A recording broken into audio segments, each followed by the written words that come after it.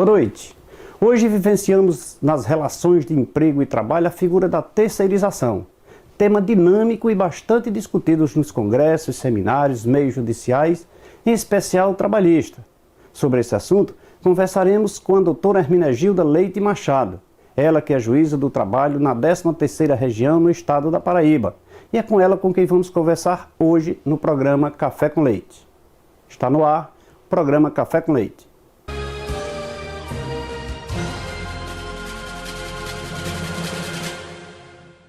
Estamos começando mais um programa Café com Leite aqui pela TV Verde Vale. Hoje nossa convidada, a doutora Hermenegilda Leite Machado, falando sobre as relações, sobre a terceirização nas relações de emprego, nas relações de trabalho.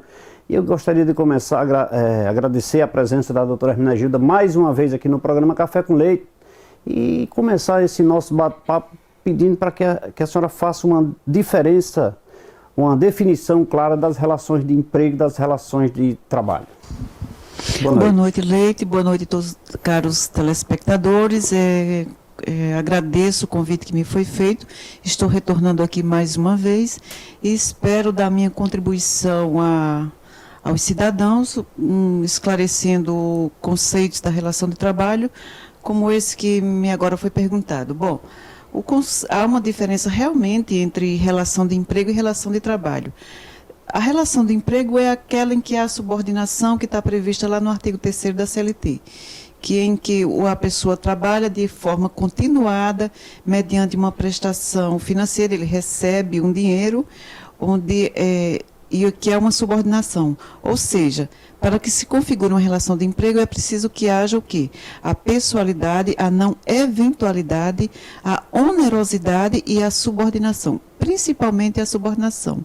E a relação de emprego, ela é uma espécie do gênero relação de trabalho. Porque, por exemplo, a relação de trabalho é aquela em que não tem o quesito da subordinação, em que não tem esses quesitos. Pode até ter a pessoalidade, a onerosidade sempre há, a não eventualidade, a continuidade, ela nem sempre existe, e a subordinação, essa não existe numa mera relação de trabalho. Ou seja, a relação de trabalho é o gênero e a relação de emprego é a espécie. Onde há subordinação, se está tratando de uma relação de trabalho subordinado, do conceito de empregado, que é uma figura que agora, como foi falado logo no início, terceirização, está sucumbindo, está sendo precarizado cada dia mais. E por quê? O que seria a terceirização? A terceirização, ela vem é um neologismo, oriundo da palavra terceiro, do intermediador, do interveniente, daquela pessoa que se interpõe entre você, empregador, e entre eu, trabalhador. Então, eu tenho a minha empresa e eu terceirizo os meus serviços. Se eu terceirizo os meus serviços, que nada tem a ver com a minha atividade fim, não há problema nenhum. Eu posso terceirizar os serviços de limpeza, os serviços de segurança, serviços que são acessórios à atividade fim. Eles não são... essa intermediação tem que ser inerente, tem que ser dos serviços inerentes a esse trabalho. Então, a legislação, ela autoriza a terceirização dos serviços de segurança e vigilância e dos serviços de conservação e limpeza. E é uma figura que quase não existia aqui no Brasil. Na década de 60, com o Decreto-Lei 200, ele, para os trabalhadores da coleta de dados, de processamento de dados, e posteriormente, na década de 70, que veio essa Lei 6.019, de 1974, que autorizou a terceirização desses serviços. E também na hipótese do contrato temporário, ou seja, você tem um empregado que está de licença saúde, então essa pessoa, e ele vai demorar nessa licença, então você pode contratar uma pessoa pelo período que aquele outro está de licença, então a legislação autoriza perfeitamente. Isso por quê? Porque veja no nosso país o sistema do contrato por tempo indeterminado. O contrato é a regra, e o contrato por tempo determinado é a exceção. Então, a lei estabelece tempo, ela limita as condições do contrato de trabalho por tempo determinado. E isso para evitar o que a gente tenta da precarização. Nesse caso, a terceirização seria um ativo sempre atividade meio. Sempre da atividade meio, mas existe no Congresso um projeto de lei do ano 2004, salvo engano é o projeto de lei 4.330, de autoria do então deputado Sandro Mabel, onde ele propõe a terceirização de todos os serviços, inclusive da atividade fim. E se isso acontecer, vai ser uma verdadeira precarização, porque o que existe hoje? Hoje não existe uma lei que proteja o trabalhador, que regulamente a terceirização na atividade fim. Até porque, se isso vier a acontecer, vai desestruturar todo o sistema normativo do país que protege o trabalhador. E a dignidade do trabalhador e o valor social do trabalho, eles constituem fundamentos da República Federativa do Brasil. Está lá no artigo 1º, incisos 3 a 4, salvo engano, o artigo é um fundamento da República Federativa do Brasil. Ou seja, se vai se vulnerar esses dois princípios fundamentais, a dignidade da pessoa, do trabalhador, e o valor social do trabalho. E por quê? Porque você vai terceirizar a sua própria atividade fim. O que seria isso? Bom, eu sou dona de uma fábrica e eu posso ficar na minha casa e delegar tudo, simplesmente tudo, transferir toda a minha produção para terceiro, para uma empresa intermediadora, que muitas vezes essas empresas não têm lastro patrimonial. Mas hoje com as grandes marcas, terceirizam, só colocam sua marca no mercado, depois de um determinado tempo, ele terceiriza esse serviço e simplesmente utiliza apenas a marca.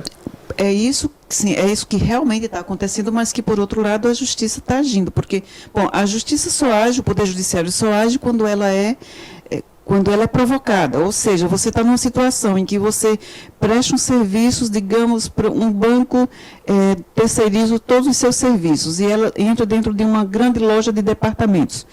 Ela entra ali, ela passa... Tem aquele setor da área financeira, onde ela vai prestar serviço exclusivamente, ela vai angariar recursos, ela vai vender os produtos daquela instituição financeira, ela vai fazer tudo e dentro daquela outra grande empresa, aquela outra grande marca.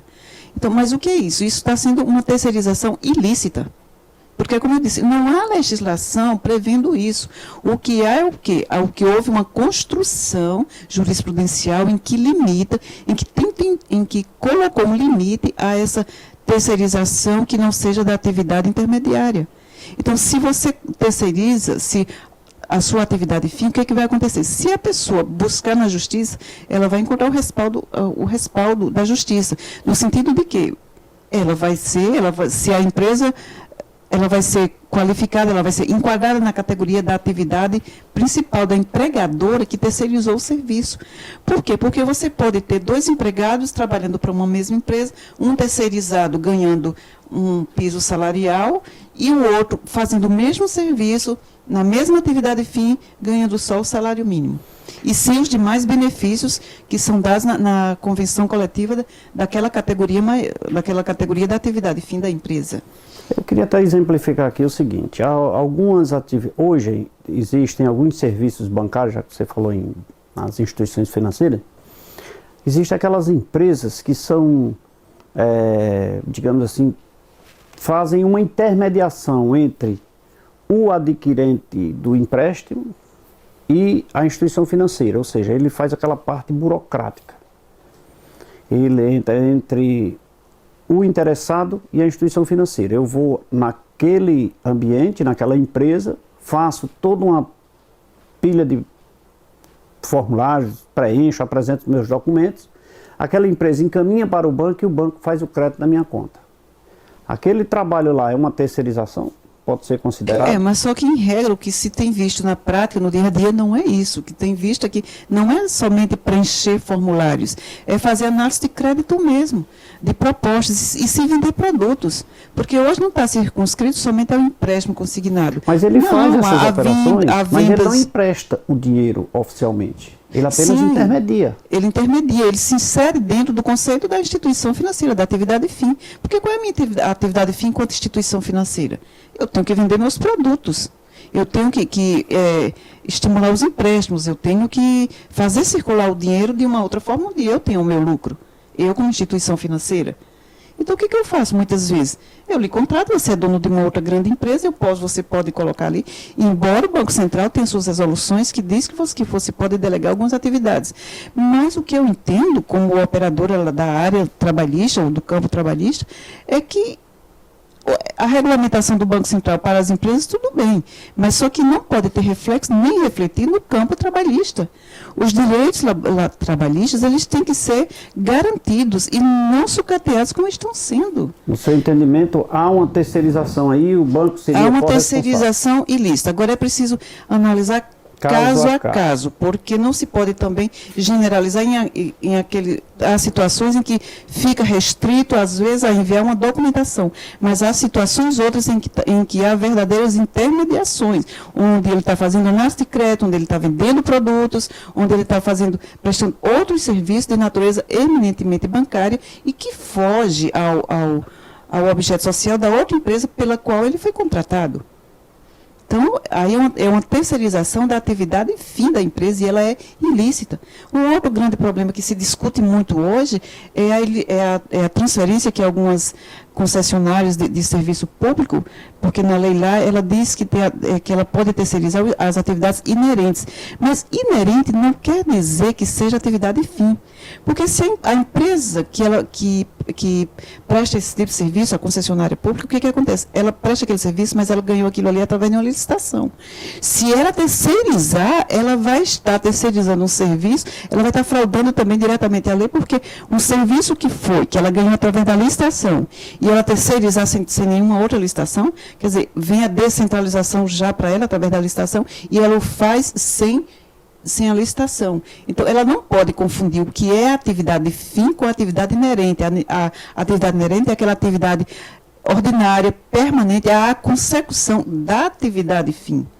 E aí são muitas, as empresas de telefonia, de energia e outras que tem por aí. Existe, no caso da terceirização, existe algum caso algum momento em que há apenas a relação de trabalho? Como? Há algum caso em que, na terceirização, esses empregados estão exercendo apenas a relação de trabalho? Bom, não, em regra, sempre, na prática, o que se observa é que há a relação de trabalho subordinado. A não ser, no caso, aí eu já vou partir para uma outra área, que seria da construção civil. Eu, como construtor, eu vou terceirizar o serviço. Então, eu vou terceirizar o serviço de alvenaria, me ajude de hidráulica. Justamente. Aí, o meu fim, a minha atividade fim enquanto construtora, qual é? Não é construir. Como é que eu vou construir sem um pedreiro, sem um eletricista, sem um marceneiro? Como? Então, essas atividades, por mais que eles digam que eu posso terceirizar, que eles podem até dizer, mas a legislação não permite, o sistema normativo do país não permite, isso é terceirização. Agora, por exemplo, se já no final da obra ele precisa colocar a esquadria, e tem uma pequena loja ali que pode prestar esse serviço, então tudo bem, ele vem ali para colocar aquela esquadria. Colocou a esquadria, desocupou, vai embora. E aí aquela pessoa que vê ali não é empregado dele. Ele tanto pode ser um autônomo, como pode ser o próprio dono daquela loja, pode ser o empregado da loja. Mas é um serviço que ele vem momentaneamente, é um serviço porque ele pode fazer dependendo da construção, sem que seja necessário colocar uma esquadria, que seja necessário um outro tipo de serviço. Mas tudo que é inerente para uma construção, para ela ser completa, ela precisa, desde a fundação, ela vai precisar do pedreiro, ela vai precisar do ajudante de pedreiro, ela vai precisar do eletricista, do marceneiro e de outros inúmeros profissionais que são necessários à construção de um edifício, de uma casa. De um bem imóvel, né? Veja só, na contratação de um serviço terceirizado, aproveitando a deixa da construção civil, a minha construtora contratou uma pequena empresa para fazer o serviço de pintura, ou de eletricidade, qual seja. Só que aquela pequena empresa de pinturas não tem respaldo financeiro. Só que ela presta esse tipo de serviço para outras pessoas também. A atividade fim dela é exclusivamente pintura. Isso recai a terceirização, recai o vínculo com a construtora? Não, aí, se é um serviço próprio, não vínculo, mas a responsabilidade pelo não cumprimento, sim. É solidário. Porque quando a terceirização é na atividade fim, ela é considerada ilícita, o vínculo passa a ser reconhecido com o tomador dos serviços. Quando é uma terceirização de uma atividade meio, então ela o vínculo empregatício ele vai continuar com a empresa intermediadora. Mas vai ter aí o que o Tribunal Superior do Trabalho, a aplicação da súmula 331, em que o Tribunal Superior do Trabalho construiu a responsabilidade subsidiária. Só que a construção dessa responsabilidade subsidiária, ela foi construída ainda na época do Código Civil anterior, em que previa a culpa ineligendo e invigilando. E, na minha ótica, eu acho até que precisa ser atualizada essa súmula pelo seguinte, porque hoje, pelo Código Civil, a responsabilidade do terceiro pelo serviço é solidária, não é somente uma responsabilidade subsidiária, ela é solidária. Ou seja, solidária é que você, se somos condenados naquela mesma sentença, então o credor pode cobrar tanto de mim quanto de você.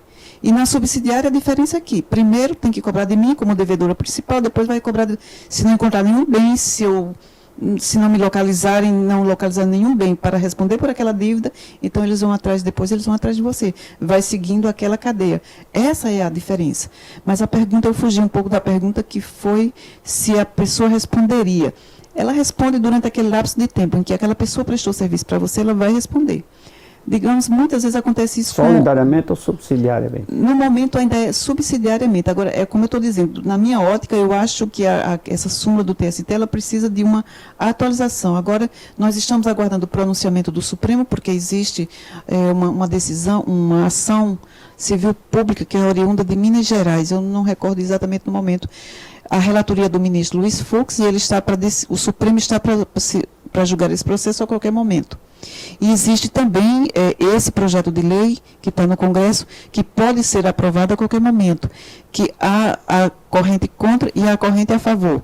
E, infelizmente, se esse projeto passar, se ele for aprovado da forma como ele está proposto, onde ele não impõe limite à terceirização, vai ser uma precarização das relações de trabalho, dos direitos trabalhistas, vai ser uma violação, uma infringência ao princípio da dignidade do trabalhador, da pessoa humana enquanto trabalhador, do valor social do trabalho, como eu falei antes, que são princípios do fundamento da República Federativa do Brasil e do Estado Democrático de Direito. Então, se isso acontece, se esse projeto de lei for aprovado da forma como ele está proposto, então, o que já vinha sendo precarizado e vinha sendo brecado com a construção da jurisprudência, então, com essa lei, se isso acontecer, eu lamento, nosso país vai, em relação à classe trabalhadora, vai ficar uma situação vai precarizar mesmo. Estamos tendo uma verdadeira aula sobre a terceirização, portanto, você, empresário que terceiriza seus serviços de atividade, não que seja atividade fim, né? Cuidado e assista o programa Café com Leite, que com certeza nos blocos seguintes você aprenderá muito mais. Que agora eu vou convidar a doutora para saborear uma água mineral São Geraldo, mas antes eu gostaria de falar do laboratório LAMIC. Se você precisa fazer exames com perfeição, precisão e qualidade, vá ao laboratório LAMIC. LAMIC conta com profissionais qualificados e técnicos bem preparados para melhor lhe atender. O LAMIC realiza os mais variados tipos de exames laboratoriais. Você encontra o LAMIC com uma unidade central na Rua Padre Cícero 759 e postos de coletas em Milagres, Campos Sales, Caririaçu, Novo Juazeiro e na clínica Dr. Clemir Arraes. O LAMIC tem a direção certa dos doutores Ivanilson Júnior, Leonardo Davi e da doutora Socorro Cabral. Um abraço a todos que fazem o laboratório LAMIC. Vamos aqui servir uma água mineral para a doutora. Saborosa, cristalina, só no Juazeiro do Norte possui a água mineral São Geraldo. Doutora, agora vamos aqui saborear um cafezinho. Cafezinho aqui, Itiza. Vamos saborear aqui um cafezinho, café Itiza. Café Itiza. A doutora, nossa convidada, falando aqui sobre terceirização de serviços. Vamos a um rápido intervalo de apoio cultural, daqui a pouquinho nós voltamos. Rapidinho, acesse o nosso Facebook nesse intervalo, não saia daí.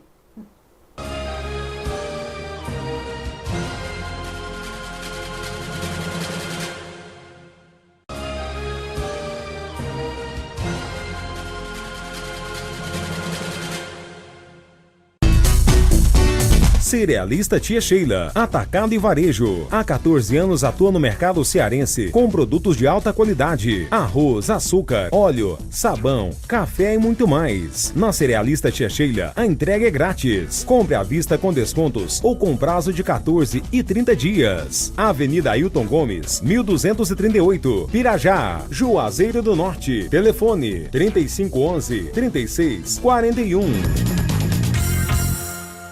Estamos de volta nesse segundo bloco do programa Café com Leite, tendo aqui uma aula sobre terceirização de mão de obra, terceirização de serviço, relação, trabalho e emprego. Há ou não há na terceirização? E a doutora Hermenegilda Leite Machado falando sobre esse tema aqui, nos dando uma verdadeira aula sobre esse assunto. Doutora, vem a questão da terceirização. A senhora não entende que a terceirização nos meios mercadológicos, eu diria assim, não seria uma forma de ingressar mais trabalhadores no mercado e também para que houvesse um maior crescimento do mercado, em termos gerais, não só na construção civil? Bom, a terceirização, por que seria interessante? Porque ela ia aumentar, ela precisa ser mais competitiva, ela precisa ser mais eficiente. E ela sempre quer, claro, é o objetivo da empresa, é aumentar a sua margem de lucro. Só que isso não pode vir em detrimento da precarização dos trabalhadores, dos direitos trabalhistas. E por quê? Na hora que terceiriza, vai se pagar apenas o mínimo, não vai se respeitar mais, até porque as categorias começam a ficar diluídas. Ora, uma pessoa que trabalha, que é de uma determinada categoria, e ela foi terceirizada ilicitamente, prestando serviço na atividade fim lá daquela empresa. Como eu falei, dois empregados da mesma empresa, na mesma atividade fim. Um empregado direto e o outro empregado terceirizado. O que é empregado direto, ele tem o piso salarial da categoria, ele tem as outras conquistas, outros benefícios que foram conquistados com a luta da categoria dele.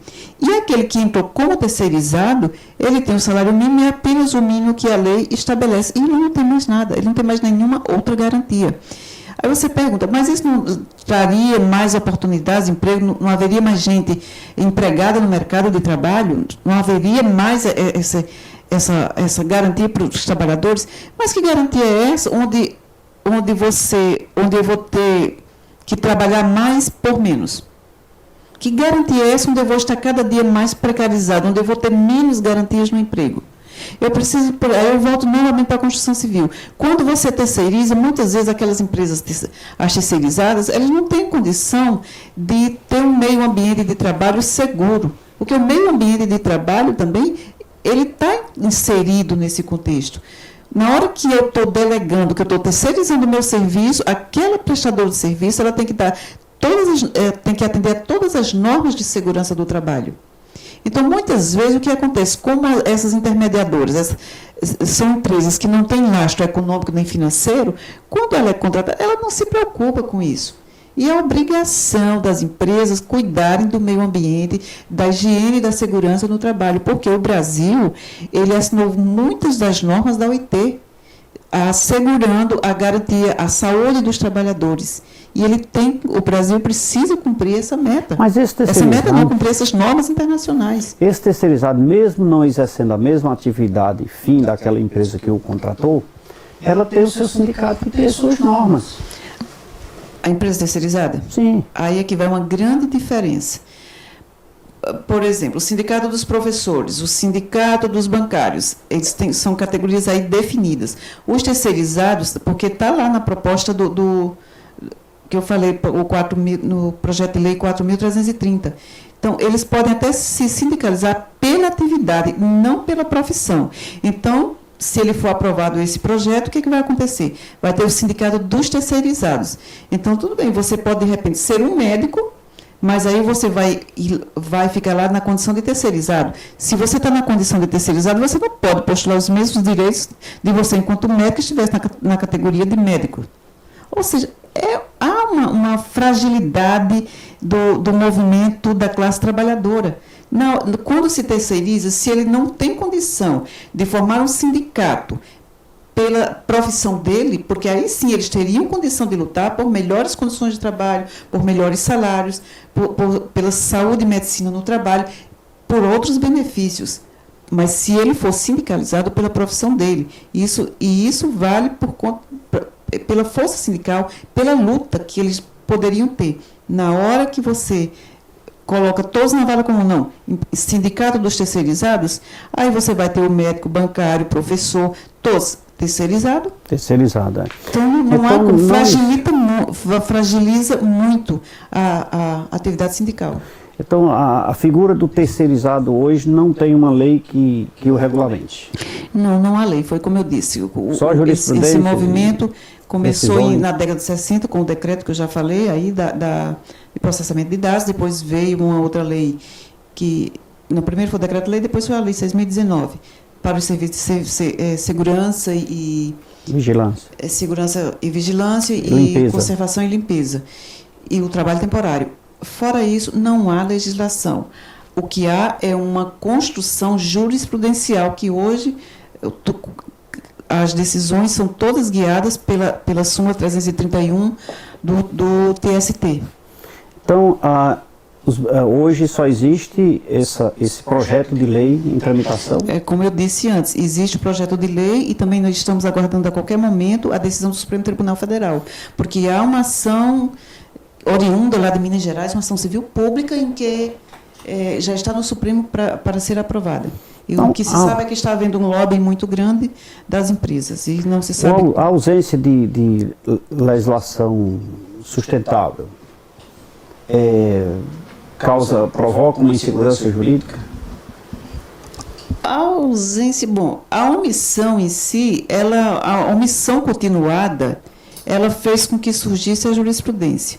Mas uma legislação que venha para precarizar, para retirar direitos, e aí eu não vejo até que ponto ela seria benéfica. Porque, assim, às vezes a gente tem mania de se ater se a lei diz ou não diz. Só que a lei também é uma construção, é a construção de uma sociedade. A lei, ela sempre vem depois dos fatos. Só que ela deve vir para regulamentar, para melhorar. Há que ter uma consciência do cumprimento da lei, de que quando ela venha, que ela venha para beneficiar, que venha para beneficiar a todos, não somente um polo, que neste caso nós sempre estamos na relação capital-trabalho, sempre tem de um lado o empregador, do outro lado o trabalhador. Então, que venha para beneficiar a todos, mas não para beneficiar sempre o lado mais forte. Não sou contra que a empresa, é objetivo da empresa mesmo a aumentar a margem de lucro, mas que se tente aumentar essa margem de lucro observando os direitos dos trabalhadores. O que é difícil no contexto globalizado é. Mas os direitos trabalhistas do trabalhador não já estão inseridos na Constituição? Entre estar inserido e haver uma efetividade e um cumprimento e um respeito, não vai uma certa distância. Porque a gente ainda encontra hoje pessoas que ganham menos do que o salário mínimo, embora trabalhando as 8 horas ou até mais de 8 horas. Uma situação que veio, como o que aconteceu no ano passado, quando veio o projeto de lei das domésticas, que eu fiquei assustada com as reações das pessoas. Como é que eu vou ter a minha empregada? Como é que eu vou fazer isso? Como é que eu vou fazer aquilo? Pagar hora extra? O empregado doméstico é um trabalhador como o outro qualquer. Que se exija dele a obrigação dele dentro das 8 horas. Se passar, que pague. O que nós precisamos ver é o seguinte: nós saímos, faz pouco mais de 100 anos que a escravatura negra foi abolida. Nós, enquanto país, não tínhamos consciência social e política. Isso veio se desenvolver nesses últimos 50 anos.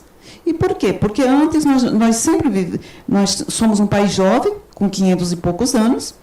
A nossa cultura, quando o nosso país foi colonizado, nós ficamos sempre voltados para a corte, ao invés de construir um país. Depois veio a escravatura negra, porque isso aí não é imigração, uma imigração forçada. Isso aí é escravo, isso aí é mercadoria, é mercantilização. E o trabalho humano ele não pode ser considerado uma mercadoria. E isso desde 1919, que a gente pensa, faz tanto tempo. Não, vai fazer 100 anos, isso é pouco tempo, muito pouco tempo. Onde, através do Tratado de Versalhes, foi dito que o trabalho humano não pode ser considerado mercadoria. Então, que se trabalhe, que se pague pelo trabalho daquela pessoa, que se cumpra uma legislação trabalhista, uma legislação previdenciária, para que no futuro aquela pessoa tenha um amparo. Então, o que aconteceu? Aboliu-se a escravatura negra em 1888. E aí ficaram essas pessoas sem nenhum amparo social. Muitos continuaram nas fazendas e outros migraram para as grandes cidades. Ainda não existiam os grandes centros como existiam hoje. Aliás, isso foi mais a partir da década de 50. Com a imigração europeia e a oriental, quando vieram os japoneses, quando vieram os italianos, quando vieram outros, os alemães, os holandeses, os que vieram no início do século passado. Então, com eles, começou-se a realmente se ver o direito do trabalhador, porque eles já vinham de lá de uma outra cultura mais avançada, onde os direitos não estavam totalmente sedimentados, mas já havia alguma coisa. Porque, afinal de contas, a luta pelos direitos trabalhistas é uma coisa que você diz, mas faz muito tempo. Não faz tanto tempo. É que o nosso conceito de tempo me parece uma coisa, a gente mede às vezes pela idade que você tem, pela idade do seu pai. Não é isso. O tempo na construção da história, 200 anos pode não ser nada. Não ser nada. Então, 1700 e no final do século XVIII, que começou com a Revolução Industrial, quando nós saímos do tempo medieval, depois veio a Idade Média, depois veio a Revolução Industrial, e na Revolução Industrial foi que a situação foi que se despertou. Por quê? Porque se trabalhava 18 horas por dia. Se havia trabalho de crianças nas minas, se havia... Não só nas minas, estou só dando... Isso é apenas exemplo. E aqui e acolá foi que em países como a Inglaterra, os países mais não os países mais evoluídos, mas na época, onde tinha um ou outro que dizia que lutava pelos direitos. Então, a jornada para crianças foi diminuído. Até que um dia, em 1919, foi que começou-se o trabalho, uma luta para se retirar as crianças do trabalho em que existia, trabalho na mina. Quer um exemplo? Leia o livro Germinal de um autor francês, Émile Zola, que é um romance realista. Não é aquilo ali, não é uma realidade, não é uma ficção, mas é uma coisa que demonstra o que havia na época. Ele reflete mais ou menos o tempo que existia o trabalho nas minas, onde crianças estavam trabalhando junto com os pais, onde a média de vida era pequena. Hoje nós vivemos 70, 80 anos e já estamos, pelo menos o brasileiro já está largando mais um pouco o seu tempo de vida. Mas isso porque em função das lutas, das conquistas por um ambiente de trabalho saudável. Porque, quer queira, quer não, dependendo... Até a própria mulher também inserida no mercado de trabalho. Né? Foi uma conquista grande.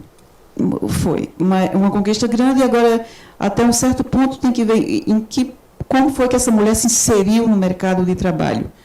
Porque vieram as grandes... Na Revolução Industrial. Não, sim, na Revolução Industrial, mas quando o Conselho de Mulher... O Conselho de Mulher não, o que eu quero dizer. Aquela mulher que entrou lá não era a mulher da classe média, era a mulher que não tinha, era a mulher do operário, era a mulher do mineiro, era a mulher daquele que trabalhava lá dentro da indústria. Então, ela se inseriu ali dentro daquele mercado, já se inseriu. Mas quando vieram as outras grandes guerras, que os homens foram para a guerra, e aí as mulheres que tinham não estavam numa classe tão miserável, mas também elas se inseriram. Foi a partir daí que houve um incremento na fabricação ou na criação dos instrumentos, dos eletrodomésticos, da máquina de lavar roupa, da geladeira.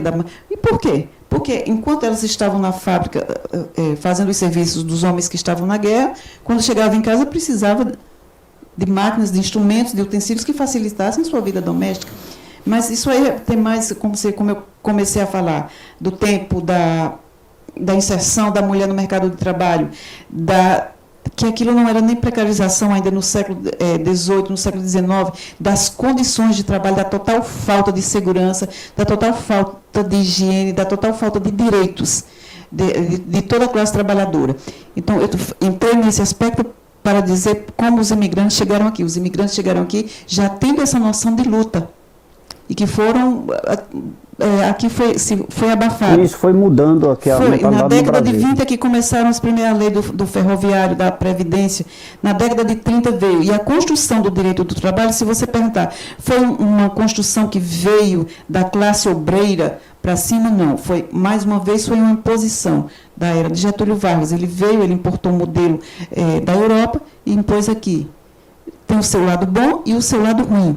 O seu lado ruim é que, ainda quando ele impôs aquilo ali, como não foi um fruto, uma construção, uma reflexão das pessoas que sabiam que necessitavam, que era preciso lutar, então, ele, na hora que ele faz isso, que ele está impondo, tem o lado da imposição que veio, que não foi uma construção, e às vezes a gente não valoriza tanto. E o outro demonstra a falta de conscientização política.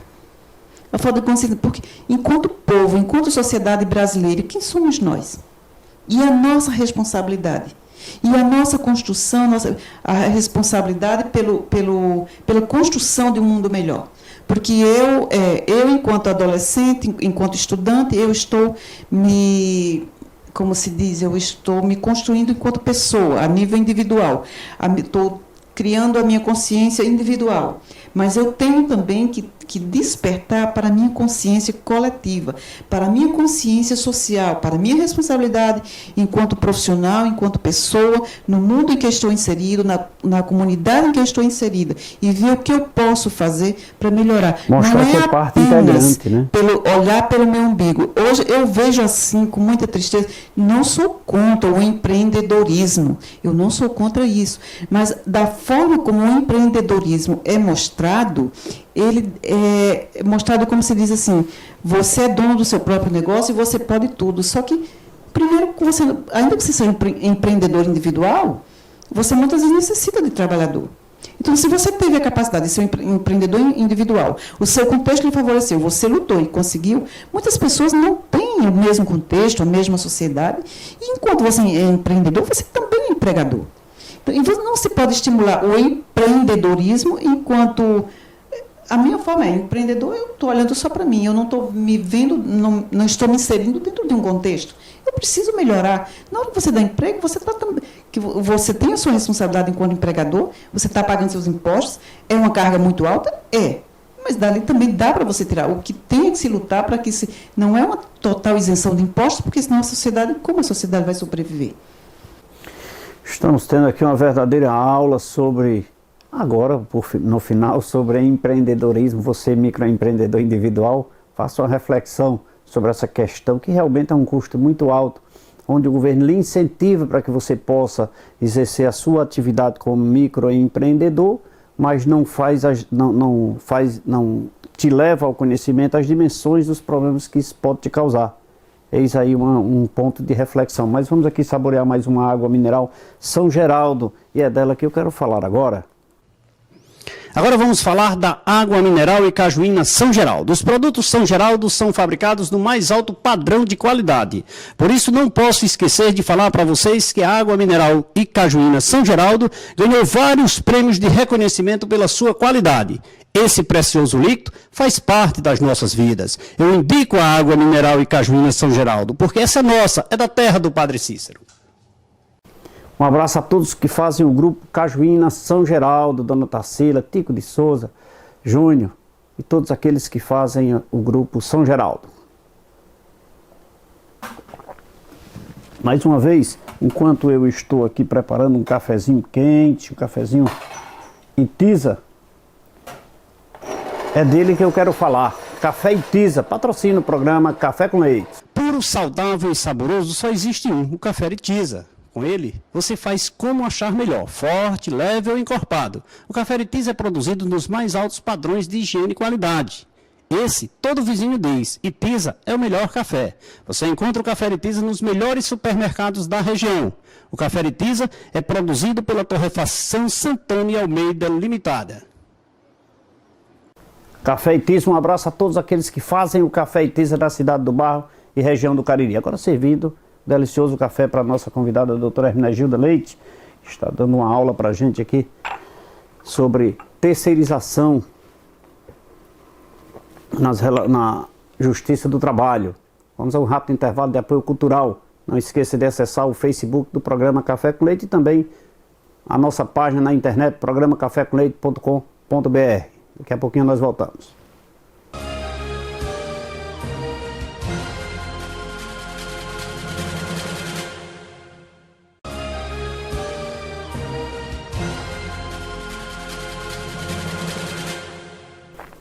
Você que acabou de sair do Face, aguardou um minutinho para voltar a assistir o terceiro bloco do programa Café com Leite, seja bem-vindo. E não esqueça de acessar também a nossa página programacafécomleite.com.br e dê a sua sugestão de um tema que você pretende assistir aqui no nosso programa, para que a gente possa convidar a pessoa ideal. Agora eu quero falar de leite, marcas e patentes. Para nos protegermos e proteger nossos bens, a cada dia construímos muros mais altos, cercas elétricas, circuito de TV e muito mais.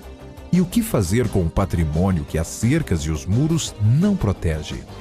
Sua marca é seu maior patrimônio e só está protegida quando você registra. Leite, marcas e patentes. Soluções sem fronteiras. Estamos com a doutora Hermenegilda, nossa convidada de hoje, falando sobre terceirização, tema dinâmico, tema envolvente e que já é uma rotina no nosso dia a dia, no dia a dia das empresas. Doutora, a terceirização, existem muitas demandas com esse tema na Justiça do Trabalho? Eu posso dizer, bom, não tem uma estatística assim assegurada, mas apenas pela experiência própria do que eu vivencio no dia a dia.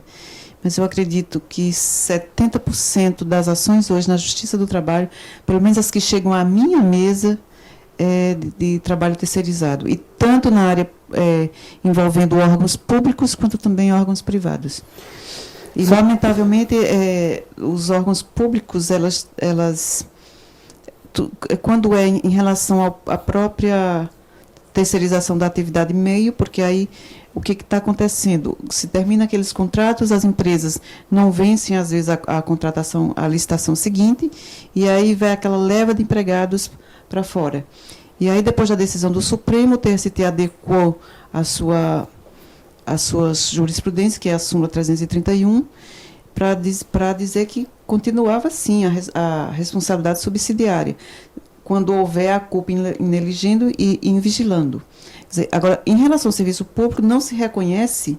Bom, no caso da terceirização ilícita, se ela é ilícita e é em relação ao serviço público, eu não posso reconhecer o vínculo diretamente com o serviço público, porque aí eu estou violando os princípios constitucionais do amplo acesso através do acesso de todos através do concurso público. Mas quando é em relação à atividade meio, tudo bem, eu também não reconheço em relação à atividade pública, mas em relação ao órgão público, eu não reconheço o vínculo, mas ela é condenada subsidiariamente a pagar pelas verbas, acaso a prestadora de serviços não pague. E, em regra, isso acontece 90% ou mais. E como nós podemos caracterizar a licitude ou a ilicitude na terceirização? É o que eu falei desde o final. Quando ela é na atividade fim, ela é uma terceirização ilícita. Se você terceiriza a sua atividade fim, então você está, não há validação legal para isso, é uma terceirização ilícita. Mas se você está terceirizando apenas a sua atividade meio, digamos, os serviços de limpeza do seu escritório, a segurança do seu escritório, essa é uma atividade ilícita. Então, é isso que eu acabei de falar em relação aos órgãos públicos, pelo menos ultimamente o que mais tem aparecido é a terceirização dos serviços de limpeza. Porque os órgãos públicos, salvo engano, eles assinaram um termo de conduta junto ao Ministério Público do Trabalho, porque isso estava se tornando comum. Se terceirizar em órgãos públicos, quando você entrava, metade das pessoas que estavam ali terceirizadas. E isso é o quê? Ela está ali, está numa condição precária, porque ela sabe que quando terminar o contrato, ela vai para fora. Ela está ganhando menos do que o servidor público que está lá, exercendo o mesmo serviço. E está impedindo a realização de concurso público, que o concurso público é um meio democrático de acesso ao serviço público, porque não se faz distinção entre ninguém. Você consegue, você acessa o serviço público, você passa a ser um servidor público a partir do momento que você consegue ser aprovado num concurso público. E aí você tem um outro salário, você tem uma outra garantia. E o que estava acontecendo muito aqui era isso, diminuir um pouco depois que o Ministério Público do Trabalho atuou junto. Essas empresas, elas firmaram, esses órgãos públicos, eles firmaram um termo de ajuste de conduta e aos poucos estão conseguindo voltar e estimular o concurso público. A terceirização, ela teria uma ramificação assim muito leve com o trabalho escravo? Uma vez que os empregados, na sua maioria, são prejudicados. Não, mas é porque o trabalho escravo vem aqui, daquele que poderia ser, digamos que um viés, mas não necessariamente. O trabalho escravo moderno, urbano, hoje, o trabalho como você está vendo hoje, que de vez em quando aparece nos telejornais, não só nos telejornais, na internet, em todos os meios de comunicação.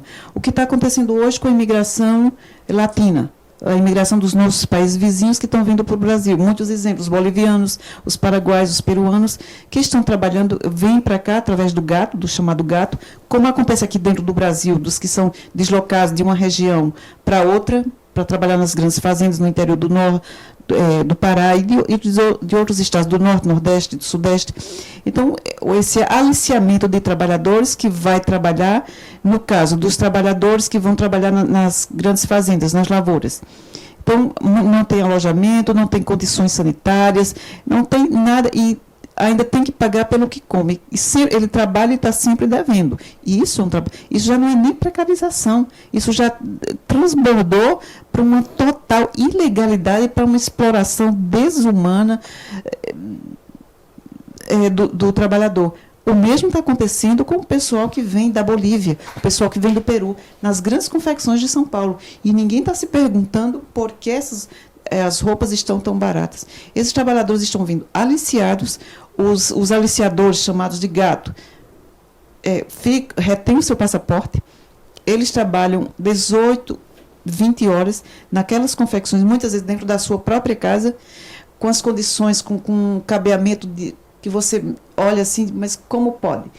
Coisas que se pegar ali, pode ter um choque. Muitas vezes costuram com a criança aqui no colo. Muitas delas, quando são flagradas, com verdadeiras infecções, porque algumas têm que usar fraldões, porque não pode perder tempo, se ganhando às vezes 50 centavos por uma peça. E isso já é fato. Isso passa na televisão. No ano passado, nós trouxemos aqui um auditor fiscal do Ministério do Trabalho para falar sobre a terceirização do trabalho e sobre também o trabalho escravo. Podem parecer coisas parecidas, mas elas são distintas. Mas o que é isso? Nesse caso, é trabalho escravo. Ele está com o documento retido, ele está ilegal no país, ele está trabalhando 18, 20 horas, com as crianças presas dentro de casa. Você passa, aparentemente, aquilo ali não tem nada, e está funcionando fábricas e fábricas. Ou seja, a exploração, antes nós tivemos, como eu disse há pouco, nós tivemos no início do século passado aquela imigração que veio trazida para as lavouras, para a industrialização ainda muito incipiente no nosso país, mas que já vinham com a conscientização de seus direitos. Vinham por quê? Porque a imigração era sempre decorrente de uma necessidade econômica. Você não imigra pelo bel prazer, não, vamos todos imigrar, você está deixando o seu país, sua família, toda a sua cultura, todos os seus laços para ir construir sua vida no outro país. Ela sempre é decorrente de uma necessidade econômica. São pessoas que vêm porque já não têm trabalho no seu país de origem, na sua região de origem, na sua cidade, e se deslocam para os outros lugares onde economicamente são melhores. Então, é isso que está acontecendo em relação aos nossos vizinhos.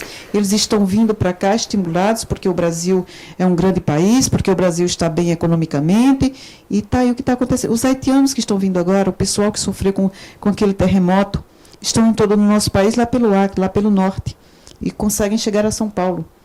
E a realidade que eles estão vivendo, bom, muitos estão se adaptando, mas nem todos. É que esse problema da imigração a gente não sente tanto no Nordeste. É um problema mais afeto ao Sul, ao Sudeste. Porque lá, São Paulo, por exemplo, ele está com imigrantes da África, desses países do Oriente Médio que estão em guerra. E é uma situação, mas esses até agora não foram flagrados, não. Mas, no momento, o que nós estamos vivendo são os nossos países, os nossos vizinhos aqui, que estão não é que eles estejam mandando, eles estão vindo aliciados para trabalhar em condições degradantes, em condições que qualquer ser humano que tenha um mínimo de comiseração, ele vai... Não dá para permitir, aceitar uma situação como essa. Nós temos também grande empresa como a Zara. A Zara é uma grande empresa europeia, salvo engano, espanhola, e ela teve que firmar ultimamente um termo de compromisso com o Ministério Público, porque ela foi flagrada. Havia trabalho escravo na cadeia produtiva dela. Não é que ela estivesse produzindo, que ela tivesse com trabalho escravo dentro, ela diretamente, mas na cadeia produtiva dela, aquele a quem ela contratou, da mercadoria que ela contratou, aquele que subcontratou e dentro dessa cadeia. Então foi constatado, foi flagrado o trabalho escravo. E ela teve que firmar porque ela é corresponsável. O que nós precisamos, às vezes, nós, enquanto sociedade, às vezes a gente olha para o mundo do trabalho como se a gente não pertencesse a esse mundo do trabalho. Mas a gente pertence, ou você pertence ou na condição de empregador ou de trabalhador. E, às vezes, você percebe que nem há, porque a figura da solidariedade entre os trabalhadores está desaparecendo. Até porque o próprio poder faz com que desapareça. Essa precarização, essa sindicalização que, se for passado mesmo, se for aprovado o projeto, sindicalização dos terceirizados, qual é a força que ele vai ter de lutar por uma melhoria? Porque eu estou ali na condição de professor universitário, eu estou ali como médico, eu estou ali como pedreiro, eu estou ali, quer dizer, está disperso, mas só que naquele momento, como eu estou dentro daquele bolo ali, eu sou uma terceirizada. Então, vai nivelar por baixo, não vai nivelar por cima ou pela profissão, pelo menos. Porque o ideal seria o sindicato por profissão. Porque é aquela coisa, dentro de uma empresa você tem motorista, você tem engenheiro, aí você tem outros trabalhadores ali de diversas profissões. Então, o ideal é que cada profissão tenha o seu sindicato, que se luta por aquilo que você sabe fazer. Independente da atividade da empresa. Independente da atividade da empresa. Que hoje é exatamente em detrimento da atividade, né? Dentro da atividade. Agora, voltando assim, porque eu dei o exemplo da empresa Zara, que é uma grande empresa, existem outras empresas que também, por exemplo, uma outra grande marca conhecida de nós mulheres, que é nacional, a Gregory. Ela também foi flagrada com trabalho escravo. E você vai numa loja dessa, um vestido custa não sei quanto. Você não sabe por quanto aquele vestido saiu lá daquele costureiro que fez lá. Às vezes ele saiu por peça, saiu 50 centavos. Mas isso não é uma realidade do Brasil, isso é uma realidade mundial, infelizmente. Só que a gente não pode ter como parâmetro a China, a gente não pode ter como parâmetro a Tailândia. São países que exploram demasiadamente a mão de obra. Esses tênis que a gente calça hoje, os carros que a gente... No Brasil ainda temos as montadoras, só que agora também já se começou a importar os produtos vindo da China. E quando vem da China por um preço tão barato, será se não há um preço social por isso? Será se não há vidas humanas atrás disso? Na Tailândia, o que aconteceu há 1 ano e meio, acho que foi no começo do ano passado, onde desabou um prédio e morreram mais de 1.000 operários, mais de 2.000 costureiras. E elas prestavam serviços, aqueles produtos, para onde iam? Para uma grande empresa, eu acho que é a H&M, que é, não sei se é sueca ou é um dos países nórdicos. E uma outra grande empresa que também não lembro o nome. Uma delas já havia feito o compromisso de tentar ressarcir, de tentar melhorar aquelas condições. A outra, até então, na época, quando eu consegui acompanhar, ainda estava se recusando. Ou seja, não adianta a empresa dizer que tem uma responsabilidade social, não é só você dizer que tem uma carta de responsabilidade social, é efetivar isso. E sabe, a riqueza, ninguém é contra a riqueza ela tem que existir, ela tem que circular, mas ela tem que existir de forma a evitar essa desigualdade e a valorizar o trabalho humano. Porque nenhum ser humano ele pode ser negro, feio, pobre, gordo, africano, qualquer, porque não deve, nós somos humanos, acima de tudo, nós somos humanos, nós somos irmãos. Então não é porque você é negro que você tem que fazer um trabalho subordinado, que você me é subordinado, tem que haver relação de respeito. Então, dentro da relação de trabalho, tem que ver também, tem que ter a relação de respeito. E é claro, se diz, não, sempre tem que ver só os direitos. Sim, mas é preciso também, quando se contrata, é preciso também mostrar os deveres. Porque em toda relação há essa contrapartida, direito e dever. Mas sempre tem que ver que aquele que está no polo de submissão, de subordinação, aquela é sempre a parte mais frágil. Então, o mundo hoje, da forma como nós estamos vivendo, infelizmente, essa precarização, a gente não pode ter como parâmetro a China, os produtos chineses, jamais. Nem países como a Tailândia, nada contra eles enquanto pessoa, enquanto cultura. Mas não podemos importar esse tratamento, essa total falta de respeito ao trabalhador humano. Até um tempo desse, na China, eu não lembro qual era a fábrica, onde já havia mais de 50 trabalhadores que haviam se suicidado. Isso é um fenômeno que você tem que observar. Por quê? Porque na China hoje está havendo o que já houve aqui no Brasil na década de 50, 70, que é o êxodo rural. As pessoas que viviam no campo que estão agora indo para os grandes centros. É o que está acontecendo na China hoje. Só que a China não tem o compromisso de oferecer um ambiente de trabalho seguro, não se preocupa com as garantias sociais, com os direitos dos trabalhadores. Por que essa preocupação?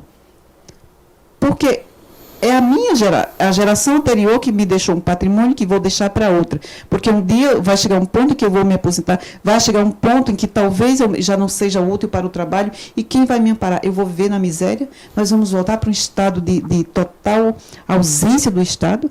Não é a total, não, sou contra a total que haja uma interferência do Estado em tudo, mas a total ausência do Estado também não é boa, não é nada boa. Eu acho que isso aí vai mais para a questão política, né? O Estado como um todo deveria analisar isso com mais carinho, porque eu concordo com essa questão do excesso, no caso dessas empresas que foram penalizadas pelo processo de trabalho escravo, de exploração do cidadão quando é empregado. Aí eu vou lá para a questão também das empresas, da necessidade de sobrevivência das empresas, que no final, na ponta, quem é o prejudicado somos nós, quando consumidores.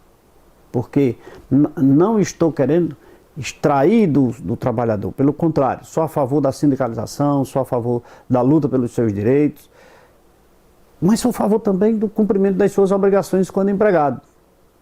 Então, eu penso que seria aí uma falta de ação do Estado quando da fiscalização do cumprimento desses deveres mais assídua, uma fiscalização mais assídua, mais rigorosa. Porque o crescimento desse aspecto do sindicalismo, da união das pessoas na busca pelos seus direitos, só faz com que cresça, acima de tudo, os empregados do nosso país. Nosso tempo é muito curto, tema muito relevante, muito importante para você, telespectador, para nós que fazemos ambas as classes, né? O trabalhador, o empregado e o empregador. Mas chegamos ao final do programa.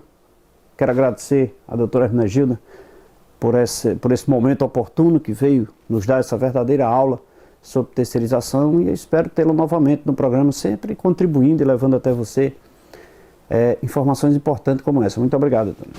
Bom, eu que agradeço a oportunidade de mais uma vez estar aqui. Espero pelo menos ter despertado... Bom, claro, muita gente tem consciência dos seus direitos e deveres enquanto cidadão, tem consciência